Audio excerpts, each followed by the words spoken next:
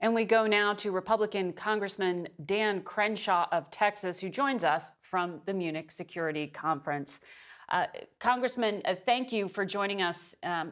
You recently met with President Zelensky of Ukraine, along with a bipartisan group of lawmakers. I understand that he has asked not just for continued military support now, but security assurances in the event of a peace deal. What can you tell him about what to expect from America? I just came from a lunch where General Kellogg spoke. He's a special envoy leading this effort to establish peace, and he's very clear that what the kind of peace we're talking about is a lasting peace, which of course involves security assurances. And part of that process is figuring out exactly what that means. Even the Ukrainians are talking about what that means. There's a variety of options per se. I think the Europeans have to play a huge role in that. One of the things that gets talked about a lot is what are European forces actually acting as a peacekeeping force?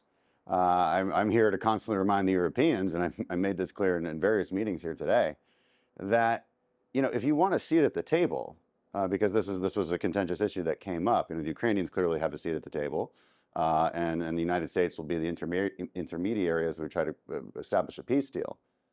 But the Europeans need to demand a seat at the table by being uncomfortably aggressive, which is something they haven't done. Now, they What do you often talk mean? about how they have matched U.S. Well, I'm telling you what I mean. They often talk about how they've matched U.S. aid, for instance. And I say, well, you should be doubling it. You should be tripling it. It's your continent. You should be threatening things to Putin that actually make you uncomfortable, because that's the only language Putin speaks, is power.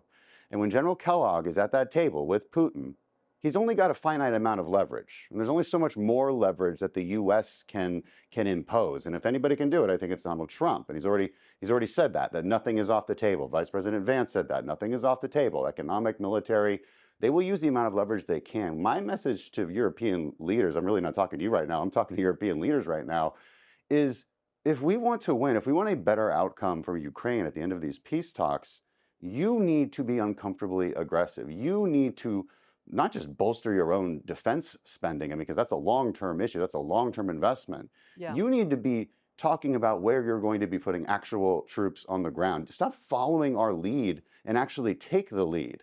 Let us be actually holding you back. That would be an ideal situation and vastly change the power dynamic when dealing with Putin.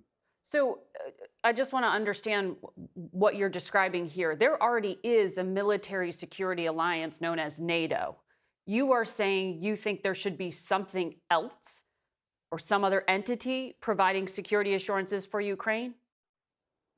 European soldiers. I mean, look, the Europeans send aid, right? They send weapons. They do the same things we do. They match it barely. My argument to them is you shouldn't be matching it. You should be doubling it. You should be tripling it. It's your continent. Zelensky gave a speech today. He talked about a European army, right? So there's a lot of talk about this. Of course, there's NATO. That's a security. That's a defensive alliance. Right. That's not an army. Right. We're talking about different things here. The Europeans need to come together, in my opinion, and have just a much stronger message towards Putin instead of finger wagging at us about what we're willing to give and not give in a peace deal. Again, I tell them, look, if you want a seat at the table, earn it. The Ukrainians have earned it. The Ukrainians have impressed everybody for the last 3 years. They've fought valiantly and courageously. They've earned my respect. They earned that seat at the table. We need to listen to what they want. We listen to Zelensky. And I want to listen to other European leaders as well, but I want them to be uncomfortably aggressive because that gives us more leverage in order to help Ukraine come out with a better outcome. Okay. You said that both President Trump and Vice President Vance were clear nothing is off the table. However, the Defense Secretary, Pete Hegseth, did seem in Brussels to take things quite explicitly off the table. He said the U.S. does not want Ukraine in NATO and that Ukraine would not return to its pre-2014 borders, which acknowledges giving up some of Crimea and potentially the East. Do you think offering concessions before negotiations begin is a good strategy here? Yeah, I think you have to listen to the White House as a whole. They walked those back Yeah. and made it clear that nothing is off the table. So you walk into a negotiation with everything on the table, and I think that's exactly what this White House is doing, and what General Kellogg is I think the right guy to do it. And again, I just heard from him speak to a whole group of European leaders. We were there with Ukrainian soldiers, Ukrainian leaders, and look, there's a path forward here. We don't know the details yet because we barely started. Yeah. It's less than a month since this administration's been in power, and they want to move fast. And everybody's a little nervous, but I think they should be much more optimistic than they should be nervous. You needed a seismic shift here. This was not a sustainable operation in Ukraine. If Kamala Harris had been president, you'd be going along the same lines, which is basically funding this war until every Ukrainian is dead. That's not an end that we can accept. So There has to be some talk of negotiation. I remind American people too, from our perspective, from American strategic deterrence perspective, even getting Putin to that table to talk about an end to the war is a massive strategic win for us because it establishes back our deterrence over time. Do you know that he is actually committing to come to the table? Secretary of State Rubio said the other day the Russians haven't even figured out if they have, picked out negotiators. We don't have a commitment to actually negotiate from Vladimir Putin. No, we don't. It would be really helpful. What I said before, if the EU was uncomfortably aggressive about it. Got it. Again, Putin only responds to power, and this is what I remind Western leaders here too. Westerners don't speak that language. Westerners talk about negotiations and good moral values that we share, and we believe each other. That's not how the East works. They only respond to power. So, okay, on that point, Vladimir Putin, it sounds like you would agree, is an accused war criminal. He is a dictator. There is a warrant out for his arrest, as you know. He invaded Ukraine. He is clearly a U.S. adversary. But this past week, President Trump said he'd love to have Putin back in the G8, which would make him, again, a peer global leader. President Trump floated inviting him to the U.S. or even visiting Russia himself.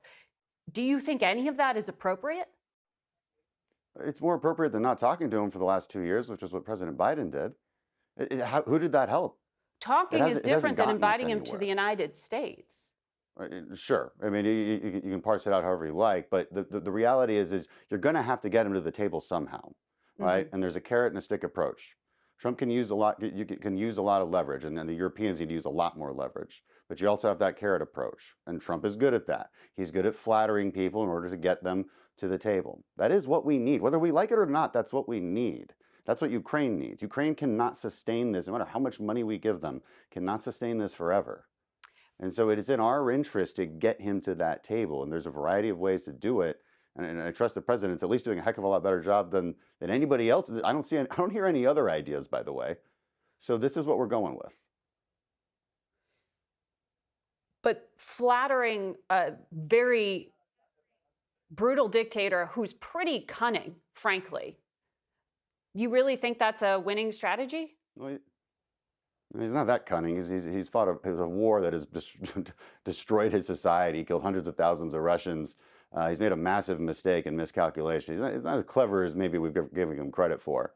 I think let Trump do his campaign promise and play this out. Look, nobody's going to take advantage of Donald Trump. And General Kellogg made that very clear because that was a question Europeans asked him. Are you going to sell out just to get a deal, that's because of the campaign promise? And Kellogg just laughed at that. He's like, there is no way, there is absolutely no way that Donald Trump will be seen, and he will not let himself go down in history as having sold out to Putin. He will not let that happen. He believes just for the sake of his own legacy. Right. But he does care about lasting peace here and lasting European peace. Again, my message, I'm not even talking to you right now, I'm talking to European leaders. You have to be uncomfortably aggressive against Putin in order to actually help us make this happen. But I think some of the things Europeans point to is the fact that the United States cut out our allied government in Afghanistan from the negotiation Donald Trump cut with the Taliban. So there is a reason they point back to that and say, don't do this again. Don't cut Ukraine out of a negotiation with an enemy. Sure, I mean, and I criticize that decision too, but that's just not what's happening now. This is a vastly different situation. I just met with Zelensky last night. They're having very good conversations with our administration. The Ukrainians, I think, the Europeans have all sorts of opinions. The Ukrainians, I think, are very optimistic, as they should be. We've had some very good conversations, some very realistic conversations, and I'm very excited and optimistic about what can happen here. Okay, well, just because I raised Afghanistan to you, I want to ask you, you were one of the co-sponsors of the Afghan Adjustment Act, which was an effort to help bring some of those Afghans who helped the United States in its war in Afghanistan here to the United States for safety reasons. Um, they are now stuck because of this Trump refugee ban. This is not just special immigrant visa holders, these are refugees writ large. Do you think the U.S. should continue to bring those Afghans to the U.S.? Uh, y- yeah, look, let's actually be really clear. The reason they're stuck is because Joe Biden pulled out of Afghanistan and had a zero troop policy, despite every advisor telling him it was a terrible idea. Okay, that's why they're stuck. I still support bringing our allies back. I mean, to answer your question, I mean, this is Mhm. obviously still a policy that I support, and we'll work with the administration to make it happen. I mean, look, I was blown up because one of my interpreters stepped on an IED right in front of me. He died. He lost all 4 limbs. Died later that night. These are patriots. They were fighting with us, alongside of us, for their own country, for our interests. Of course, actual allies need to be brought home. I think the unfortunate thing about that withdrawal is a lot of people who are not even our allies made it back on those flights. And the people who are our allies, including U.S. citizens, were left behind. Again, we cannot blame Donald Trump for this. Donald Trump never left Afghanistan, and we can say, well, he wanted to. Well, he never did. That's the Right. I'm just reality. asking about the So policy we're going to now. work with the Yeah. administration on this, and also Okay. Congress still has to pass that. I mean, Right. it goes beyond the executive at this moment. Okay. When it comes to the military and military spending, the U.S. spends about 3.4% of its GDP on defense. Are you on board with boosting it to 5%, which is what President Trump is saying Western countries need to do? Are Republicans going to do that?